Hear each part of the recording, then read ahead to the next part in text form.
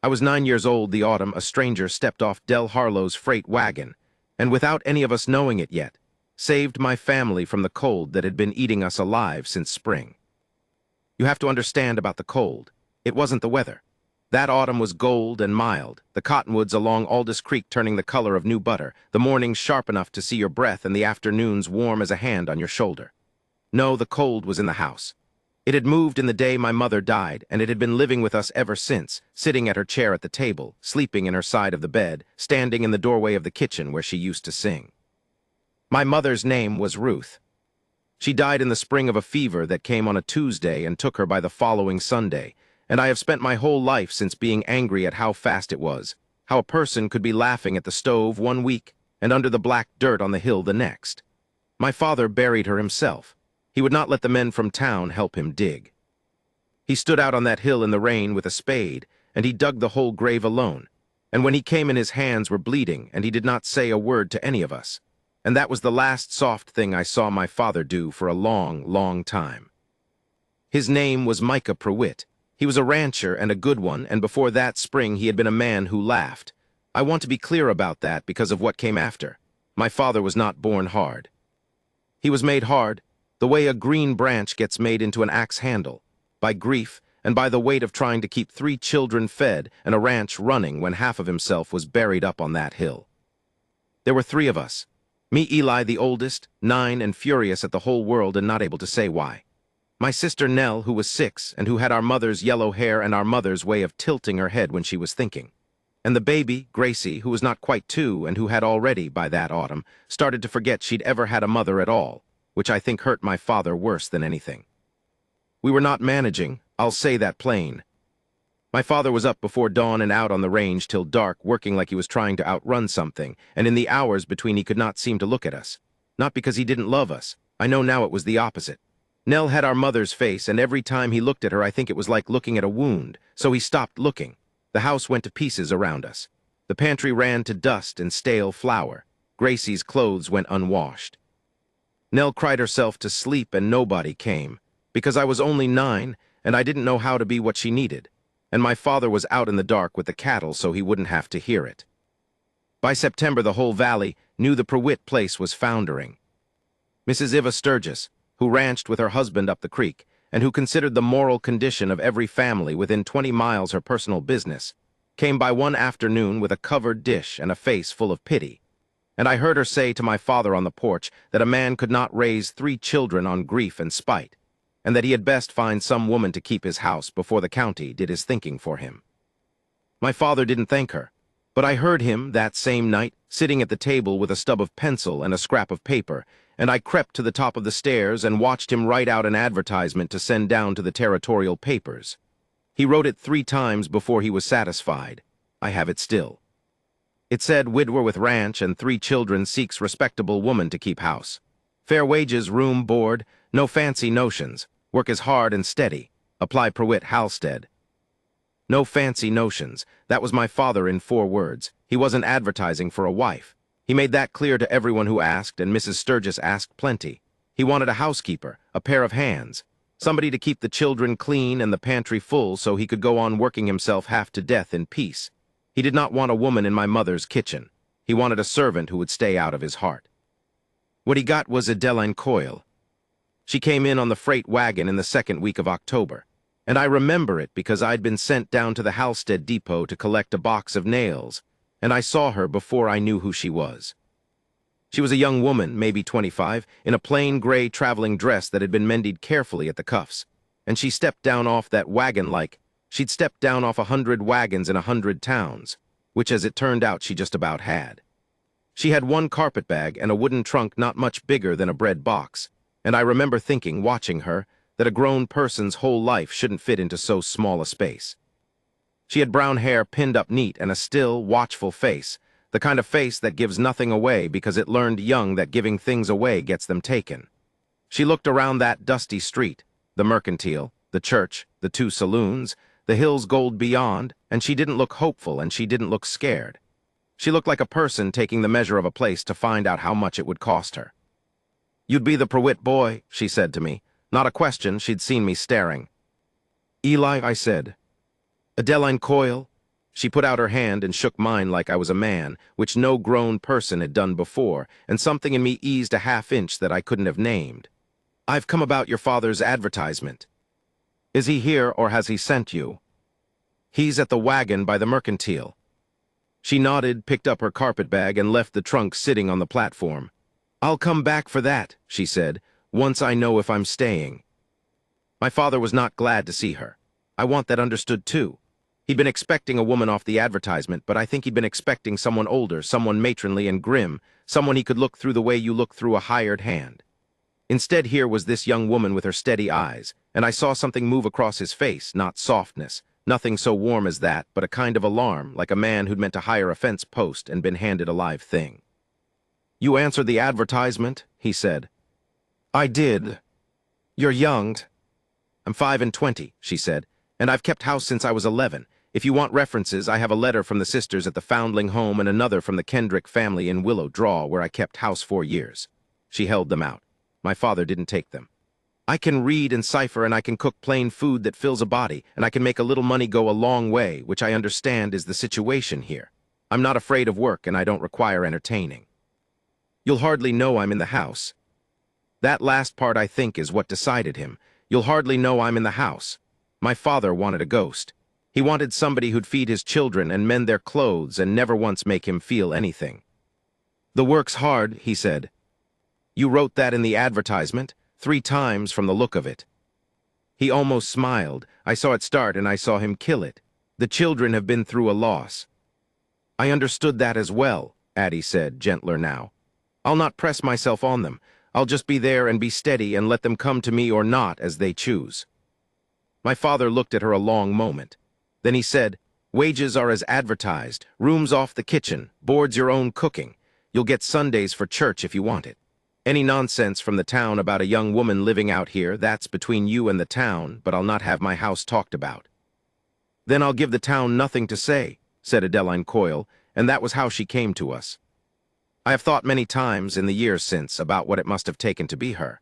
To have no people of your own. To have been born to a woman who couldn't keep you and handed off to the sisters, and raised in a great cold building with 40 other children and no one to call you by name at night. To be sent out at 11 to keep other people's houses, and to spend 14 years moving from family to family, always the help, always in the corner of somebody else's warm circle and never in the middle of it. To own a life that fit in a bread box trunk. I didn't think about any of that then. I was 9, and I was angry, and I decided before she'd been in the house a full day that I would hate her, because hating her was easier than the other thing, which was hoping. Nell decided the same, in her way. My mother had been dead 6 months, and Nell was old enough to remember her and young enough to feel the loss like a fresh cut every single day, and she took one look at this stranger in the kitchen, my mother's kitchen, and she went white and furious and would not speak to her. Only Gracie, who remembered nothing, toddled straight up to Addie that first evening and lifted up her arms to be held, the way she used to do with our mother, and I watched Addie's still face do a thing I didn't understand at the time. She went down on her knees on the kitchen floor and gathered up my baby sister and held her, and over the top of Gracie's head her eyes closed, just for a moment, and when they opened again they were wet, and then they were dry, and she stood up with Gracie on her hip and said, brisk as anything, "Now, let's see about some supper for you children, shall we?" She didn't try to charm us. That was the thing about Addie. Any other woman off an advertisement wanting to make a place for herself would have come in smiling and sweet, would have brought us candy and called us darlings and tried to buy her way into our good graces. Addie did none of that. She came in and she went to work, and she let her work speak, and she waited. And her work spoke loud, because the truth was we'd been living like animals. The first thing she did was the pantry. She spent that whole first day cleaning it out, throwing away the flour that had gone to weevils, scrubbing the shelves, taking stock of what we had and what we didn't with a stub of pencil and a scrap of paper, the same as my father with his advertisement. Then she rode into Halstead with him on the next supply trip, and she stretched his money in a way that made him stare, coming home with dry beans and cornmeal and salt pork and dried apples and a sack of good flour, and a paper of peppermints besides, which she put up on a high shelf and said not one word about. That first proper supper, she made a pot of beans with salt pork and a pan of cornbread with a crust on it like gold, and she set it on the table without ceremony, and she ate with us, but she didn't watch us eat, didn't hover, didn't ask were we enjoying it. She just let the food be what it was, which was the first hot, whole meal any of us had eaten in longer than I could remember. Nell wouldn't touch it. She sat there with her arms crossed and her chin out, my mother's very own stubbornness in my mother's very own face, and she said loud, "It's not as good as Mama's." The table went dead quiet. My father's fork stopped halfway. I saw a muscle jump in his jaw, and I braced for him to speak sharp to her, or worse, to get up and leave the table the way he'd taken to doing. But Addie just nodded, calm as still water. "I expect that's true," she said. "I never met your mama, but I'd guess a mama's cooking beats a stranger's every time because it's not really the food you're tasting, is it? You don't have to eat it if you'd rather not, Nell. But I'll leave your plate here on the warmer in case you get hungry later on and there's no one about to see you change your mind." And she went right on with her supper. I saw Nell's face crumple and uncrumple. She'd wanted a fight, I think wanted somebody to be as angry as she was, and Addie hadn't given it to her. And later that night passed when everyone was meant to be asleep. I heard the kitchen door and I crept down and I saw my sister at the warmer, eating the beans and cornbread in the dark fast, the way you eat something you're ashamed to want. And I saw Addie's door was open a crack, and I knew she was awake in there, and I knew she'd left it open on purpose, and I knew she was letting Nell eat in the dark and keep her pride, and I felt the first crack go through my hate for her, thin as a hair. She was true to her word about not pressing herself on us. For the first week she was just there, steady, the way she'd said. She got Gracie clean and kept her clean. She washed our clothes and mended them, and one morning I found my Sunday shirt, which had been missing a button since before my mother died, with the button sewed back on and the collar turned so the frayed part didn't show. She never mentioned it. I never thanked her. But I wore it, and it fit me right for the first time in months, and something in my chest ached that I didn't have a word for. She fixed the house up around us so gradual that we hardly noticed the cold going out of it. She found my mother's kitchen garden gone to weeds and ruin, and she didn't tear it out and start over. She cleaned it up careful, and left my mother's rosebush by the fence that hadn't bloomed since spring, and staked up the tomatoes that had survived. And there was something in the way she tended that garden, respectful, like she was keeping it for somebody rather than taking it from them, that I think my father noticed even though he never let on. He kept clear of her. He took his meals when the rest of us had finished, out on the porch alone or standing at the counter, and he spoke to her only about the work, the wages, the supplies, what the children needed. He was polite. He was never once unkind. But he'd built a wall around himself out of grief, and he was not about to let a hired housekeeper past it. And Addie seemed to understand that and to respect it, and the two of them moved around each other in that house like two people being careful not to touch. But the children came to her, slow the way she'd said they would. Gracie first and easiest because Gracie had no grief to hold her back, only need.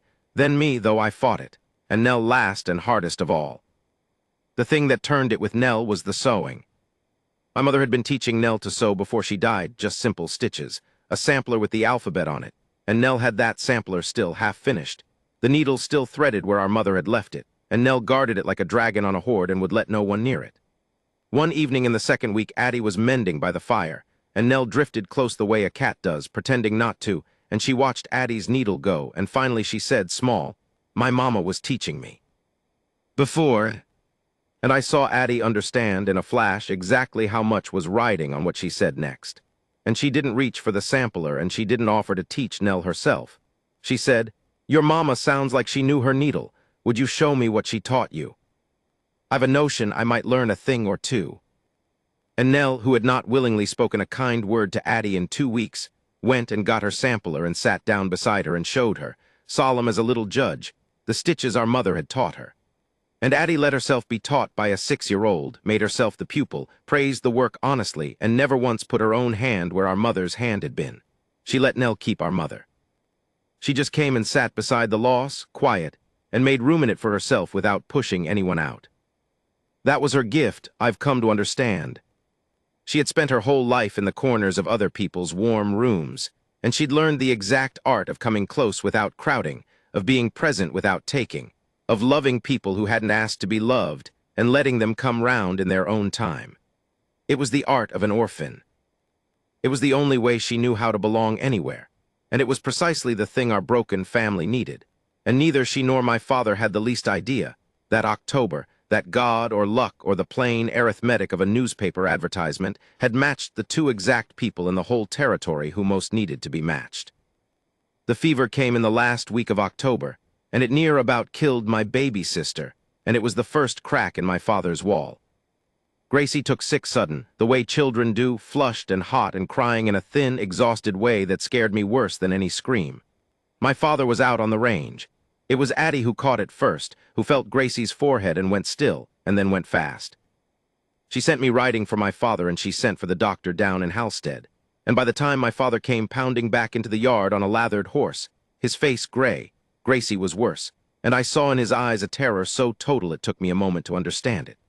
He had watched a fever take my mother in 5 days, and now here was his baby, hot in her crib, and I think in that moment my father was living through the worst thing that had ever happened to him all over again. The doctor came and did what he could, which was not much, and said the fever would break or it wouldn't, and it would tell in the night, and he rode away, because that was the frontier and there were other sick children in other houses, and a doctor could not stay. And Addie stayed up all that night with my sister. I know because I couldn't sleep, and I sat on the stairs and I watched. She had Gracie in the rocking chair by the kitchen fire, and she kept cool cloths going on her, and she got bitter medicine into her a spoonful at a time. And she sang low, songs I didn't know, foundling home songs I suppose, sad sweet things, and she rocked. And she did not stop, not once, not for hours. And my father could not do it. That's the thing I understood, watching from the stairs. He tried. He came and stood in the doorway, and he looked at his sick baby, and I saw him try to make his feet carry him into that room, and he couldn't. The fear had him. He was a man who had dug his wife's grave with his own hands rather than let anyone help, a man who could face down a bull or a blizzard or a bank, and he could not walk into that kitchen and hold his dying child, because he could not survive losing another one, and getting close was how you lost them. So he stood in the doorway, useless, shaking, and Addie looked up at him from the rocking chair, and she did not judge him. She said, soft, "Micah, come sit. You needn't do anything. Just come and sit with your girl." And she said his name. It was the first time I'd heard her say his name and not Mr. Prewitt. And something in the way she said it, plain, kind, like a hand held out in the dark, got my father's feet moving where nothing else could. He came and he sat, and Addie shifted Gracie over into his arms, careful, and put a cool cloth in his hand, and showed him how, and stayed right there beside him through the rest of that long night, the two of them and the sick baby and the fire, and I fell asleep at last on the stairs watching them. And when I woke at gray dawn, the fever had broken. Gracie was sleeping, cool and damp and alive in my father's arms. And my father was asleep too in the rocking chair, his head fallen sideways. And Addie was awake, gray-faced with tiredness, watching the two of them, and there was an expression on her still face that I had never seen there before and that I have never forgotten. It was longing. Bare, undefended longing, the look of a person at a window looking in at a warmth they've decided they'll never be allowed to have. And when she saw me on the stairs, she wiped it off her face fast, the way you'd wipe your mouth, and she got up stiff and said, "Well, that's the worst of it past. I'll start the coffee." And she went to the stove and became again the steady, giving nothing away woman we knew. But I'd seen it, and I was 9, and I didn't understand 1/100th of it, but I understood one thing all the way down. Adeline Coyle wanted to belong to us. Wanted it so bad it was eating her the way grief was eating my father. And she thought she couldn't have it. She thought she was the help, always and forever in the corner of somebody else's warm room, and she was already, that morning, bracing for the day she'd have to leave us and move on to the next cold house, the way she'd been leaving people her whole life. November came, and with it the apples. We had an old orchard down along the creek, gone half wild, and every fall my mother had made a great to-do of pressing cider and putting up apple butter, a whole day of it, the whole family. We hadn't done it that year. Nobody had the heart. The apples had just fallen and rotted in the grass, and every time I walked past that orchard the sweet-trot smell of them made my throat hurt. It was Addie who decided we'd press cider. She didn't ask my father's leave. She just announced it at supper one night that the apples were going to waste and that was a sin, and that on Saturday we'd press them, all of us, and there'd be fresh cider and enough apple butter to sweeten the whole hard winter. Nell's face lit up and then went guarded, because that was our mother's day she was talking about. And my father set down his fork and I thought he'd forbid it. His face had gone to that stone place. But Addie met his eyes across the table, steady, and she said, quiet just to him, "Mr. Prewitt, children can't live in a house where every good thing's been buried along with their mama." She'd not have wanted that. No good mother would. And my father looked at her a long moment, and something in his stone face gave, just a hairline, and he said, gruff, "The press is in the barn, needs a new crank pin." And that was his yes. I will remember that Saturday the rest of my life.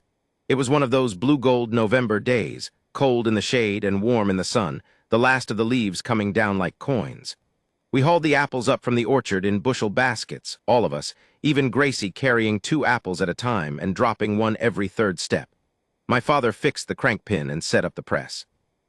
And we spent the whole day at it, sorting the good apples from the bad, cutting out the sour spots and the wormy bits, grinding and pressing, the sweet raw cider running out golden into the crock, everybody's hands sticky with it. And somewhere in the middle of that day, my family laughed. It was Gracie that did it. She got hold of the ladle and took a great swig of the fresh cider and made a face like the end of the world, because fresh cider is sharp and sour before it settles. And she stood there with her whole face puckered up and said, "Sour," in a voice of such total betrayal that Nell laughed, and then I laughed, and then, and this is the part I hold on to, my father laughed. A real laugh, surprised out of him, the first I'd heard since spring, rusty and startled like a gate that hasn't swung in a long time. And he caught himself doing it, and he looked fast at Addie, almost guilty, like laughing was a thing he wasn't allowed to do anymore. And Addie was already looking at him, and she didn't say anything. She just smiled at him, gentle, and gave the smallest nod like she was telling him it's all right. You're allowed. She'd want you to. And my father held her eyes a moment, and the guilt went out of his face, and he laughed again, easier this time, and reached over and swung Gracie up onto his shoulders. And that afternoon in the cider yard with the leaves coming down was the first afternoon since my mother died that we were a family, and not just 4 people surviving in the same cold house. That was Addie's doing.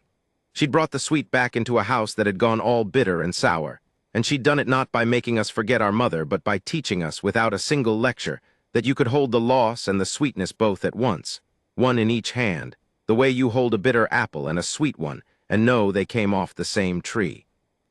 I understand now that my father fell in love with Adeline Coyle that afternoon in the cider yard, watching her hand Gracie the ladle, watching her make room for our mother's memory, even as she filled the hole our mother had left.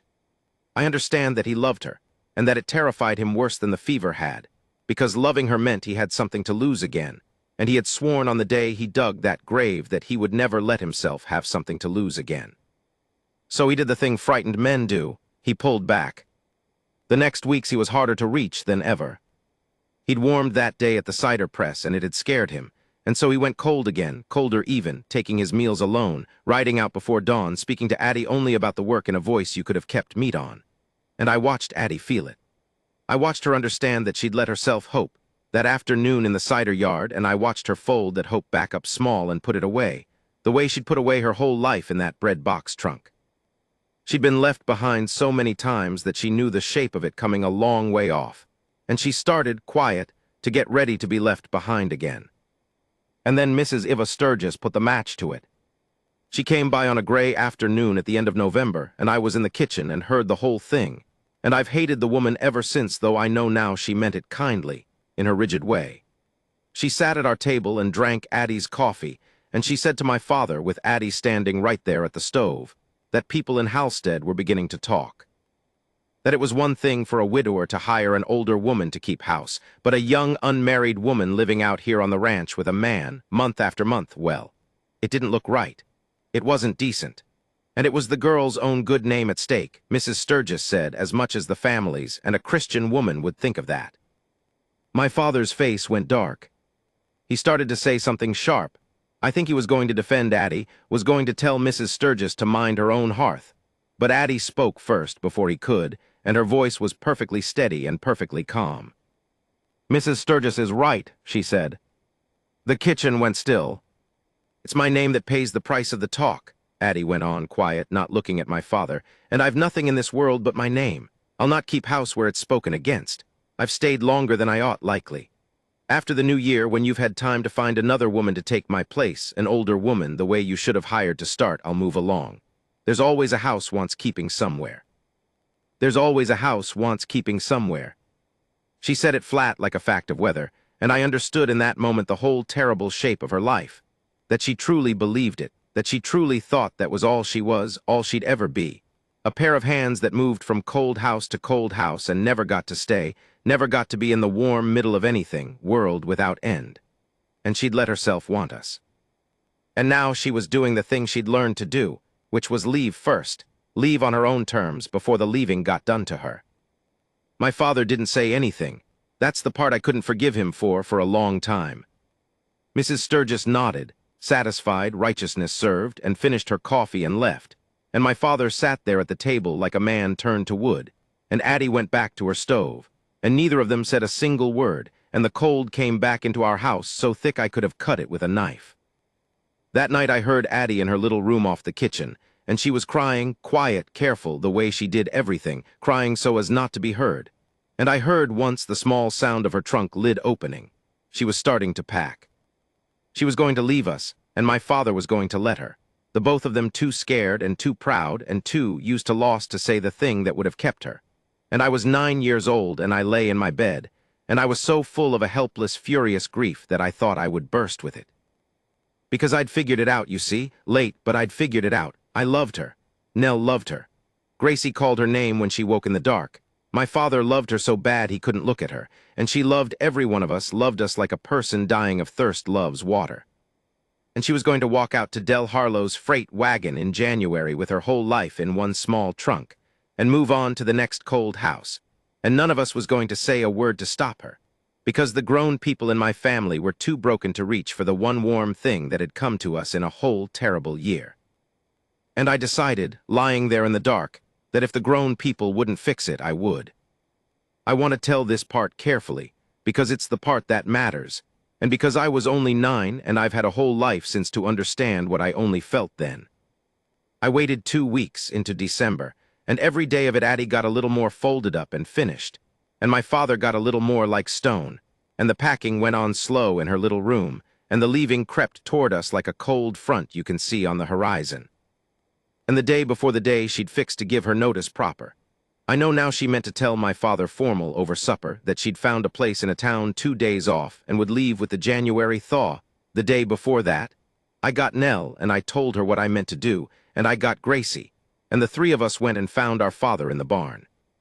He was mending harness by lantern light, and he looked up when the 3 of us came in and stood in a row in front of him, and I saw him take in our faces and go wary. "Pa," I said, my voice came out smaller than I wanted. "We don't want Miss Addie to go." He set down the harness. His jaw worked. "That's grown folks' business, Eli." "No, sir," I said, and I'd practiced this part, and my voice steadied. "It's ours. She's ours. She stayed up all night with Gracie when Gracie was sick. She fixed Nell's sampler place and let Nell keep it Mama's. She turned my collar and she sewed my button, and she never once said, 'She's the one made us press the cider.' She's the one made you laugh, Pa, the cider day. You laughed. I heard you. And you haven't laughed since Mama, not one time till her." My father's face did something I'd never seen it do. It came apart. Slow, like ice going out of a creek in spring, the whole hard frozen surface of him breaking up and moving. And Nell, who was 6, and braver than any of us, stepped forward and took hold of my father's rough hand in both her small ones, and she looked up at him with our mother's face, and she said the thing that ended it. "Pa," Nell said, "will you ask her to be our ma, please? We already picked her. We picked her a long time ago. She just doesn't know she got picked, and she thinks she has to go, and Pa, please. Will you ask her to be our ma?"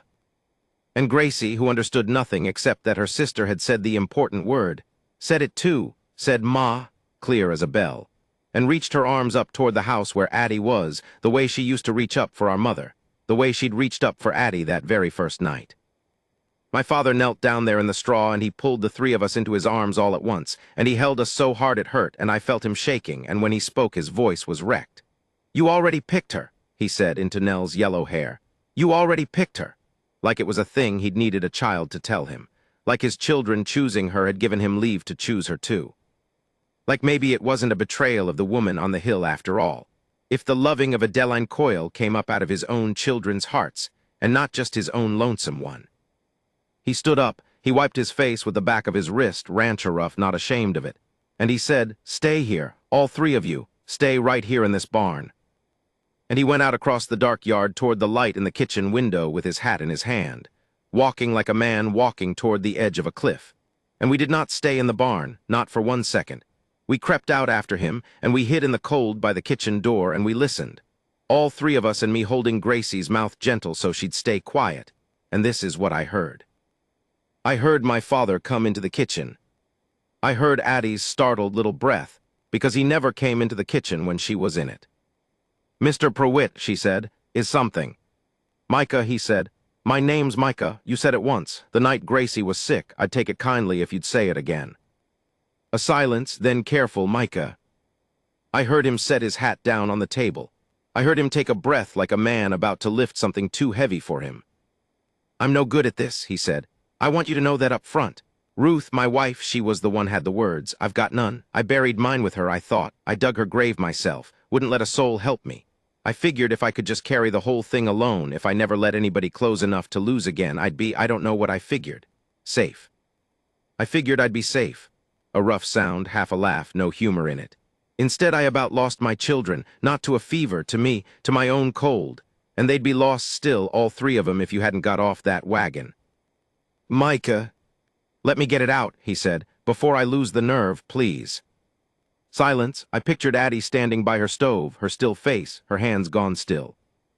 "You told Iva Sturgis you'd go," my father said, "after the new year, and I sat there like a fool and let you say it because you were right, it's your good name, and I've no right to ask you to spend it on us. A young woman like you, you ought to have your own life, your own, not 3 motherless children and a hard old ranch, and a man too broke inside to string 2 soft words together." He stopped. When he went on, his voice had gone down low and rough, and I had to hold my breath to hear it. "But I find I can't let you go without telling you the truth of it. And the truth is I don't want another housekeeper. I don't want an older woman come the new year. I've been telling the whole county for months I wanted a housekeeper and no fancy notions, and I was lying to them and to myself, because somewhere back around the apple pressing, I stopped wanting a housekeeper and started wanting you. Just you at my table and in my life, and I want to marry you, Adeline, not to save your name, though it'd do that. Not because the children need a mother, though God knows they do.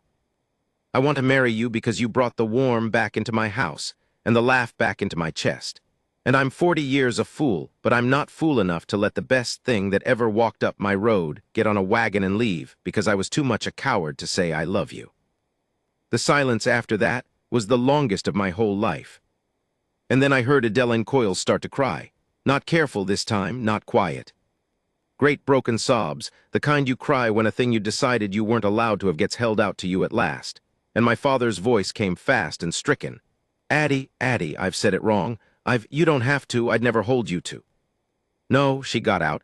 "No, you great fool of a man, you've said it right, it's just—" And she was laughing now too, through the crying, both at once, sweet and sour and bitter all in the same breath. "It's just that nobody ever picked me. Do you understand? In 25 years, not one living soul ever once chose me.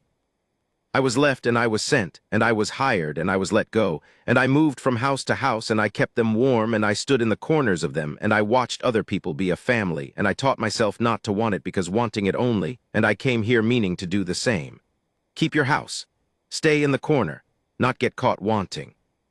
And instead your Gracie put up her arms to me that first night, and your Nell showed me her mama's stitches, and your Eli wore the shirt I mended and never said. And you laughed at that cider press and looked at me like. And I've been packing my trunk for a week and crying every night because I finally found the one place in the whole world I wanted to stay, and I thought I had to leave it.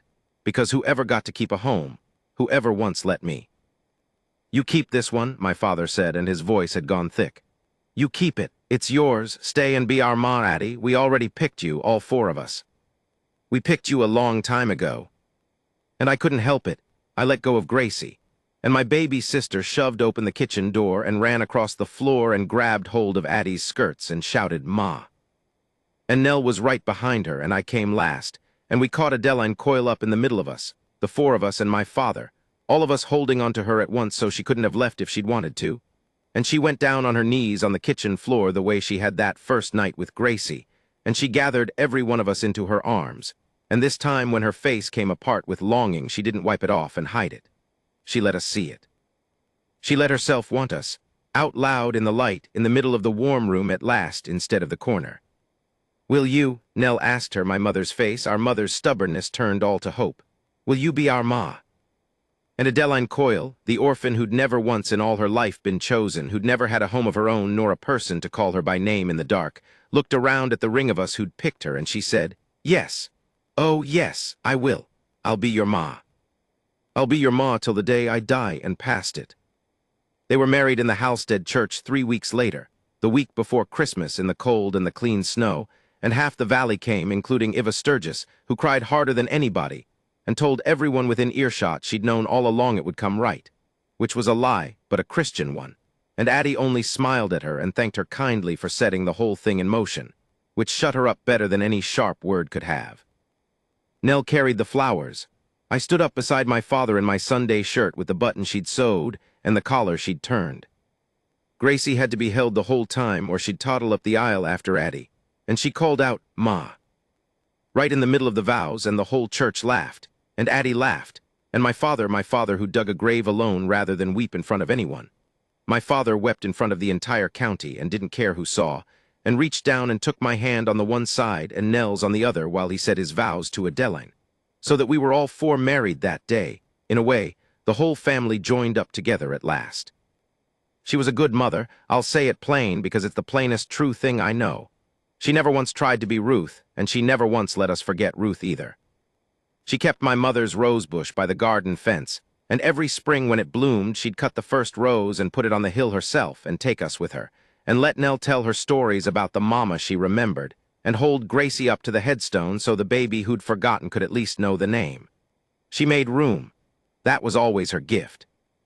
She'd spent a whole lonely life learning how to come close to a grief without crowding it out, and she used that hard-won art to give 3 children both their mothers at once, the one under the dirt and the one at the stove, and to let neither one cancel the other.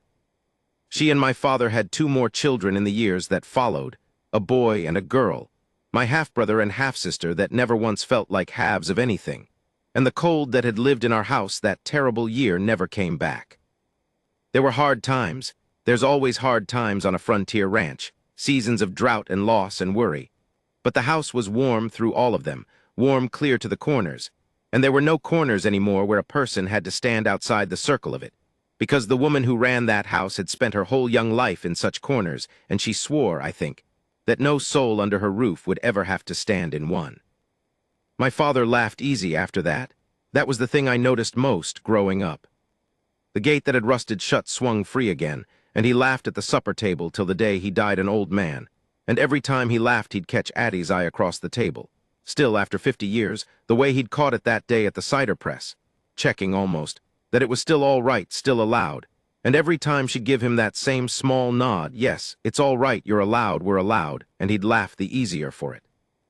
I asked her once, when I was grown and had children of my own and had come to understand a little of what it had cost her, I asked her whether she'd been afraid, that autumn, taking us on. 3 grieving children and a frozen man and a foundering ranch, when she could have moved along light and unencumbered to some easier house. And she thought about it in her still way, and she said, "I was afraid of one thing only, Eli. I was afraid the whole of my life that I'd die having never belonged to anybody, that I'd go house to house keeping other folks' homes warm and never once have a warm place of my own, and be laid in the ground a stranger, with a stone that gave my name to people who'd have to be told who I was." She reached over and put her hand on mine, an old woman's hand now, spotted and strong. "And instead you children picked me. Do you know what a thing that is to be picked when you've been left your whole life? Your little Nell took my hand and asked me to be her ma, and your Gracie put up her arms, and your father, that great silent grief-struck man, he stood in his own kitchen and told a homeless orphan girl she could stay. I'd have kept house for you for nothing, Eli, and counted myself lucky. Instead I got kept. I got a home and a man and 5 children and a whole life in the middle of the warm room instead of the corner of it. There's no fear left in a life like that. It all got spent that one autumn, and it never came back. She's up on the hill now, my Addie, next to my father, and not far from Ruth, the 3 of them near together, the way she'd have wanted. The way she'd arranged it herself before she went, characteristic to the last.